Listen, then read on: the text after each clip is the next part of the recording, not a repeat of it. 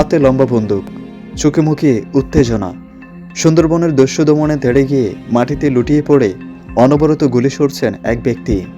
এমনই একটি রোমাঞ্চকর ভিডিও সম্প্রতি সামাজিক যোগাযোগ মাধ্যমে ভাইরাল হয়েছে। তবে খোঁজ নিয়ে জানা গেছে, ভিডিওর ওই ব্যক্তি কোনো দস্যু বা যোদ্ধা নন। তিনি মোহনা টেলিভিশনের একজন সংবাদ যোদ্ধা, কক্সবাজার প্রতিনিধি আমানুল হক। আর তার হাতে থাকা বন্দুকটি ছিল জঙ্গল থেকে কুড়িয়ে পাওয়া বন্দুকের আকৃতির এক টুকরো শুকনো কাঠ। মূলত কাজের ফাঁকে সহকর্মীদের একটু বিনোদন দিতেই তিনি এই মজার কাণ্ডটি ঘটিয়েছেন এবং তিনি নিজেই তার ফেসবুক আইডিতে সুন্দরবনের দস্যুদের সাথে চলছে তুমুল যুদ্ধ এই শিরোনামে ভিডিওটি পাবলিশ করেন।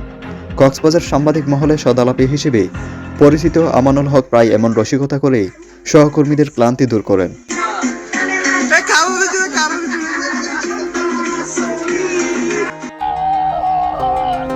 মুহূর্তের এই নির্মল অভিনয় এখন নেট দুনিয়ায় ব্যাপক প্রশংসা ও হাসির খোরাক জোগাচ্ছে।